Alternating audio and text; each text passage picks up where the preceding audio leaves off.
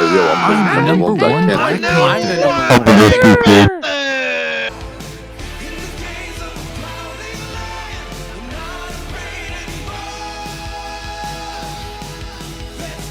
Oh my god. Eh?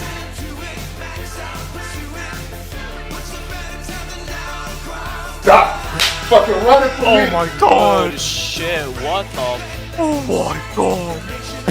Oh my god.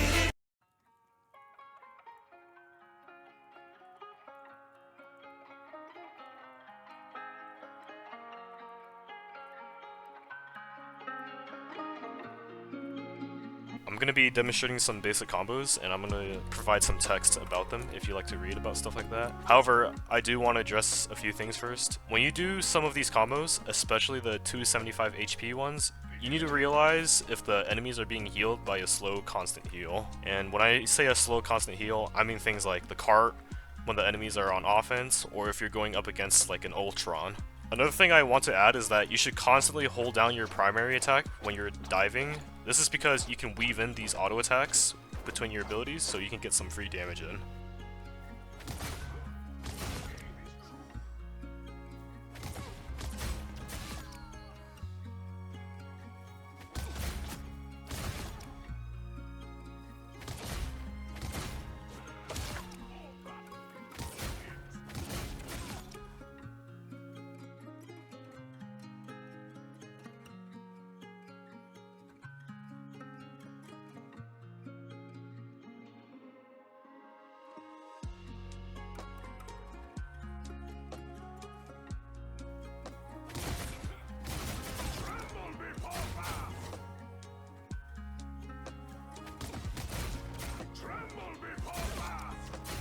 If you're wondering why Spinning Kick wasn't really mentioned in any of these combos, it's because Spinning Kick has way too many issues with it. Since it has such a long startup and a very long animation time, it's really hard to get kills using it, since supports can just easily heal throughout the entire duration of it. Not only that, it puts you in a very predictable range of motion, so you're more likely to get hit with CC.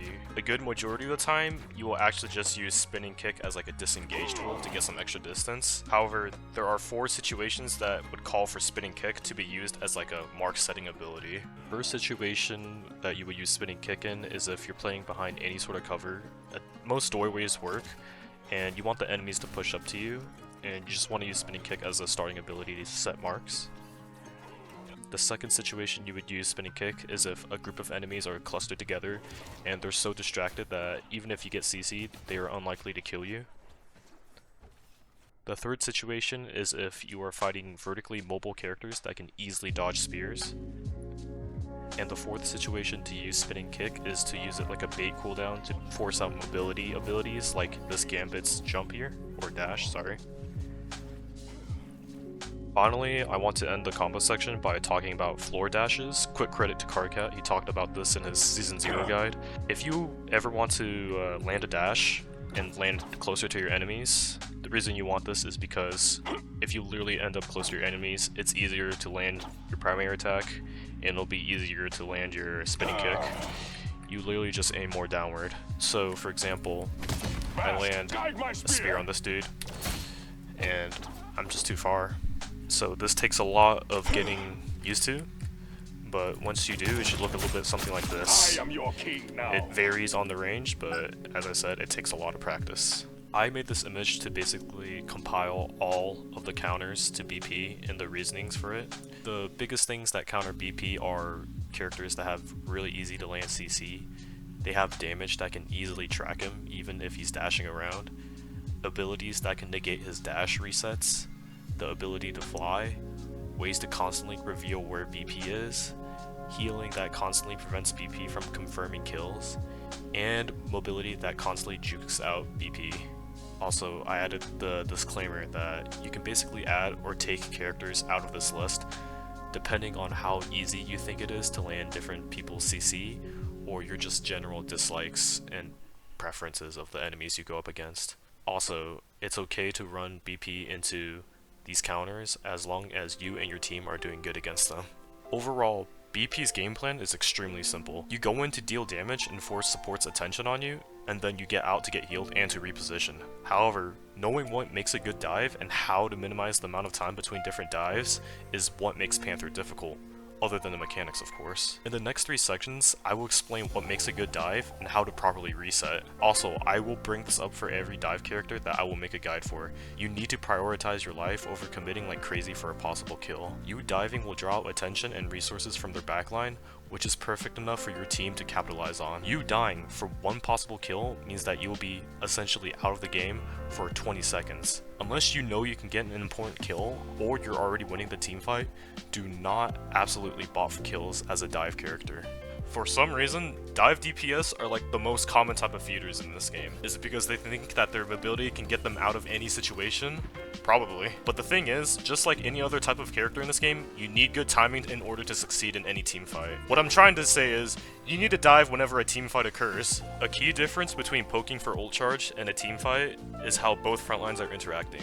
In the simplest of terms, you'll know when a teamfight has started when both front lines are close to each other and important cooldowns are finally being used. If you can't visibly see your tank duking it out with the enemy tank, you should use your friendly teammates' outlines and sound cues to perfectly time your dive. As you get more experience in this game, you'll know the most common areas on a map that teams will fight around, so you can literally just dive based on feeling. Whenever you dive during a teamfight, you are much less likely to die since everyone is focused on other things rather than completely focusing you down. Not only that, your frontline can capitalize off your damage and will be able to push up more since your dive will take away attention and force certain cooldowns. Just remember, you play off your team, they don't play off of you. The second important principle to diving is positioning. Before you actually throw your spear or use your kick to start marking people, it's important that you are playing in a good position to prevent unnecessary damage and to make it easier for you to land your abilities. As Panther, it's extremely important that you always dive from off angles. Off angles are essentially positions that allow you to pressure the enemy team without being in the general vicinity of your front line. Off angles are extremely important to play in for DPS characters, not just Panther, because it allows you to damage enemies from less expected angles and forces the enemy team to split their attention away from your front line. Not only that, especially for dive characters like Panther, positioning yourself into off angles allows you to take less damage since a majority of damage in this game is front lines duking it out with each other. Off angling also makes it harder to spot you since you are playing in an unexpected position and will have the element of surprise when you finally dive. Panther's ability to wall climb to certain heights allows him to reach high ground easily and to take even better off angles. If you manage to get into high ground, but you can't see due to cover in front of you, you can use your wall jump to move around the corner and then properly dive thanks to your new vision, yet also having the benefits of having a high ground. Resetting is related to positioning to an extent, however, positioning yourself to dive is slightly different from resetting. Reset basically occurs when you have run out of cooldowns, with your dash, or if a team fight has ended. During a reset, you essentially need to run back to your supports or towards a health pack. Once you're finally healed, you need to perfectly time your cooldowns coming back as you do stuff related to the last section's topic of positioning. Obviously, this doesn't apply to team fights ending since it will take some time until the next team fight. It's easier said than done, but you will eventually build the experience needed to synchronize you getting every ability back as soon as you position into your off angle. So I basically made another image. I'm showing you how a big cycle of generally how each Panther game should go. If I'm missing something, feel free to comment or question about the thing that I missed. Marking is basically pinging high threat enemies so that your backline can get ready for an attack. Now, why am I talking about this when this is a BP video? Well, 1. Marking is a skill that every DPS player should learn, and 2. Remember when I talked about off angles? It can be inferred, but I forgot to directly say that off angling allows you to gain different perspectives on the map, which means that you are going to see the enemy way before your backline does. This skill doesn't necessarily make you a better player mechanically or game sense wise, but it makes you a better team player and allows your backline to survive better. So right here, I'm basically going to be reviewing my own gameplay. I started off this match as BP, but they swapped to, I'm pretty sure, Thing. Like Fantastic, so I just swapped over to Punisher, and now their entire team is pretty much back to a decently diveable comp, so I decided to hop back on BP. And right now we don't have point, so I go right here, right? I can't really capitalize off the Thing ult since I'm not a ranged character, so I kind of just ignore my own Thing ult, and I'm just gonna go take an off angle to the side. I really don't want to be playing main because I will literally just take the most random damage. And right here I'm just looking for supports. I ignore Angela, I see these supports, and I just start diving. And then right here, literally nothing will die.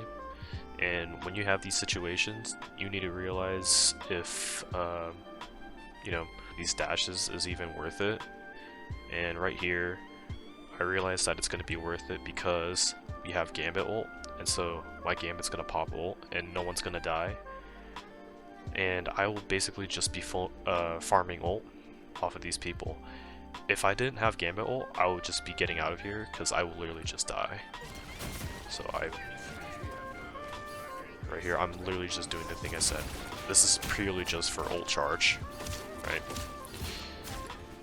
And I whiff a dash, so right here, I'm in my reset phase, and I'm already fully healed, and I'm already kind of just like positioning myself to get ready for the next dive as my cooldowns are coming up, and make sure in a way I kind of stay hidden, right? Pretty sure I did mark that Phoenix, right? And right here, it's also a good skill to learn.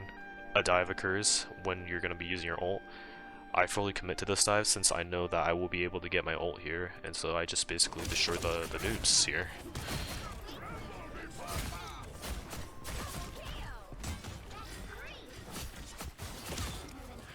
Yeah, that's pretty much it. And here's my live reaction to it.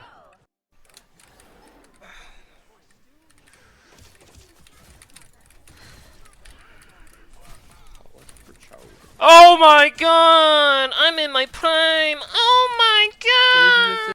So that's pretty much it for this video. I'll be making a Moon Knight guide next. If this video helped you, let me know, whether it's like a like, sub, or comment.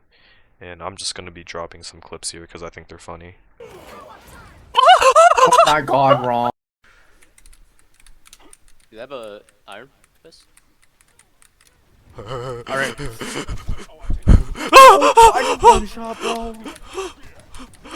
The freaking the environment messed up my dash. I couldn't. I'm gonna not hit you with that one. It's fine. Yeah! How does that hit?